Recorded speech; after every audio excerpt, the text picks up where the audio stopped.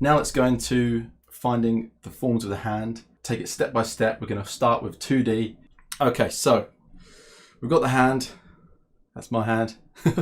And the first thing, really the most important thing, is this block sort of shape for the palm. Okay, if we get this right, this area, the hand and the position of the hand and the gesture is normally a lot easier. Okay, so it's really important that we get this main trunk right. Okay, similar to how we would get the torso right in the figure and then move on.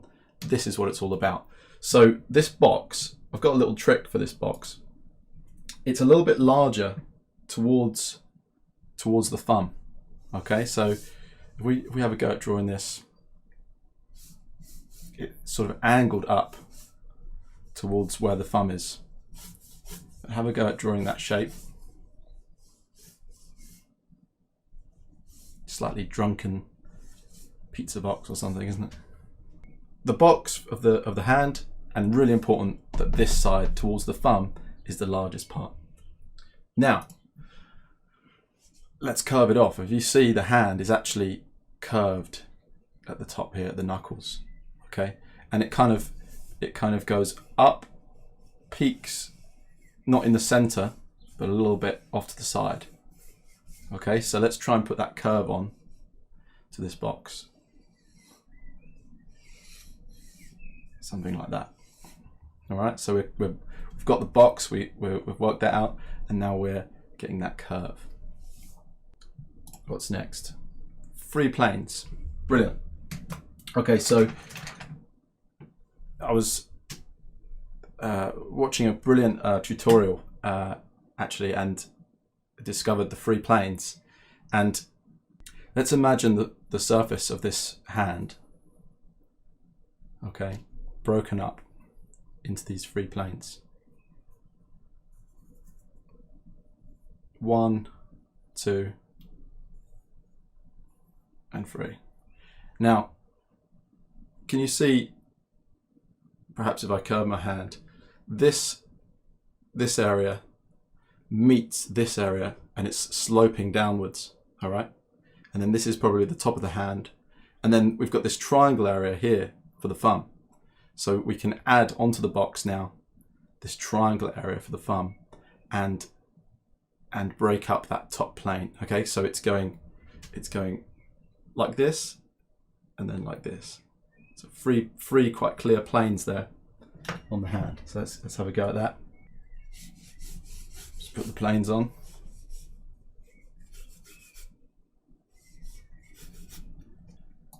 Right, box of the wrist. Okay, so just as important as the hand is the wrist. Okay, really, really important that we get the wrist right. And look how it really is quite a box shape. You know, it's quite rectangular. We must note the wrist down. Let's put that on there.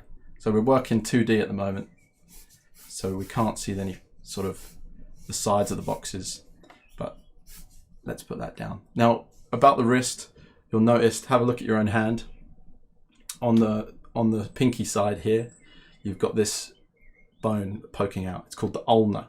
Okay, it's quite worth taking note of that. So here, the ulna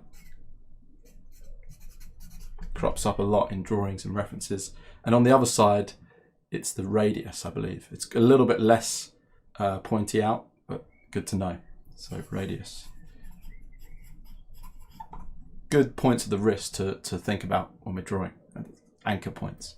Arc of the tips of the fingers. So we were doing a little bit of this earlier on, and it's finding that arc, right? That one line, can we connect all of the fingers together? Okay, so whatever position the hand reference is going to be in, can you make this flow and make this rhythm, unite all the fingers together? Because actually, if you take your hand, you look, it always seems to make this arc shape.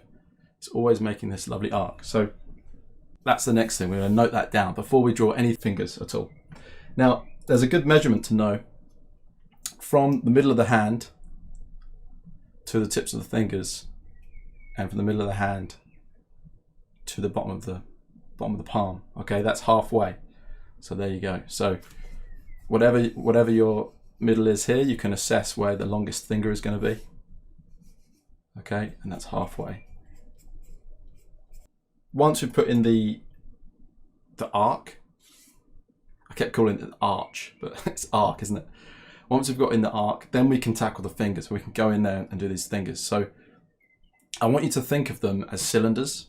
You can either think of them as boxes or cylinders. So choose, I guess, which works for you. But I like cylinders because you can then make them cylinders quite easily into boxes later. So let's have a go at putting on some fingers. And we're stopping at where the arc is. The arc, sorry. Okay, just rough outline.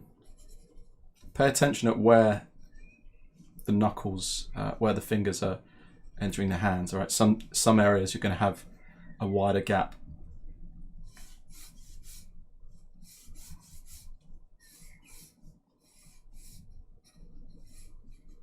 Okay, now I've got a sort of general guide there, but now I want to make them feel like cylinders. I want to make them feel really round. So actually, we can start the fingers like this, and if we're looking at a cylinder from above, it almost looks like a rectangle. But because there's webbing on our hands, this first joint here, you can actually see it's at an angle. Okay, so we can put that joint on, and then the knuckles we can make arcs for as well, just to kind of line them up. And just put a little bit of a indication that, hey, you know, this is a curved surface wrapping around a cylinder, right? We're wrapping around that cylinder.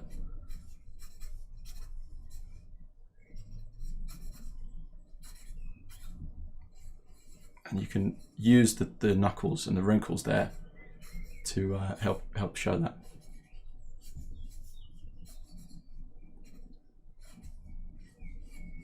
See.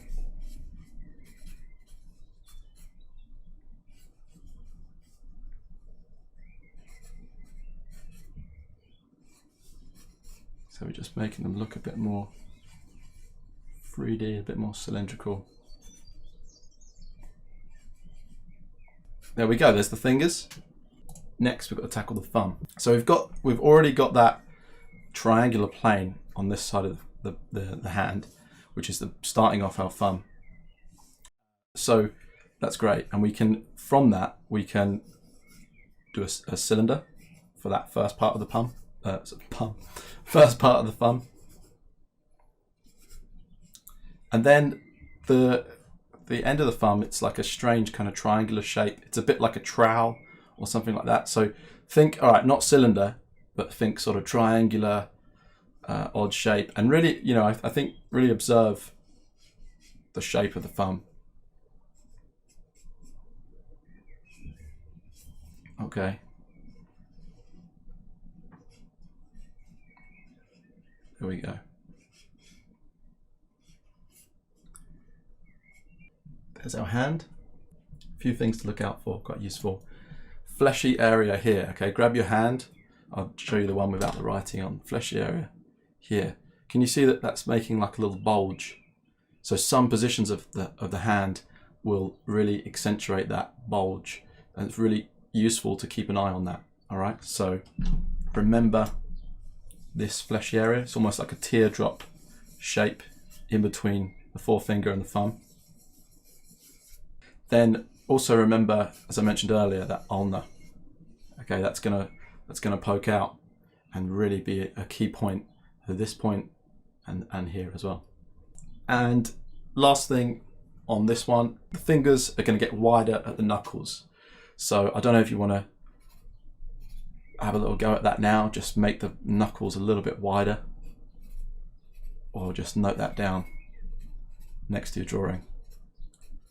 But it's good to know the knuckles, you see they're sort of pushing out, and it gets a little bit thinner. It's wider, thinner, wider, thinner. Cool. Now let's look at the front of the hand. I'm not going to take you through the whole process again. Similar, very similar, but of course the box that we started off with would be going the other way on this example, wouldn't it? Because we're always going to, that tall corner is always going to face the thumb. So I don't know if you've ever realized this, but your fingers look longer on the back of your hand and shorter on the front of your hand. It's kind of it's a bit trippy once you realize that. They look a bit like sausages there, and they look like fingers there. What that is actually, it's the webbing in between our fingers that's causing that. So that's something to be careful of, and know that measurement won't work for the front of the hand, for the palm. So keep that in mind. It's going to be a little bit larger. And some things to look out for. There's palm muscles. Okay, give your hand a little squeeze. You've got like a tear shape here and a tear shape here. These muscles, really, really important, really, really key. Look at that. Okay, so really remember them, palm muscles. I'm not sure what they're called. And the hand also looks a little bit like a donut. Okay, you've got this area in the middle that is sort of caved in. So you've got this kind of a little bit of a donut shape to the hand. So it's good to think about the palm as a donut as well. I think final few things, when you're drawing, just note that the fingers are branching outwards from the hand. Okay, when the fingers are straight, they're branching outwards, and when we close our hand, the fingers then branch inwards. Okay, so a few things there to note: outwards and inwards. I hope you found that useful, and you've got a little section of notes. We'll use that as our blueprint going forwards. Now we're going to try and apply this to some hands, and I've been tricky. I've put these hands, at some 3/4 angles, and we've got some good lighting on them. We're going to be needed to be imagining that form now. Let's give it a go. Get your sketchbooks out. Everybody's drawing. That's what it's about. It's what it's about. Quarantine is boring. Quite boring. Get your sketchbooks out. I got my sketchbook out. Lock down life drawing.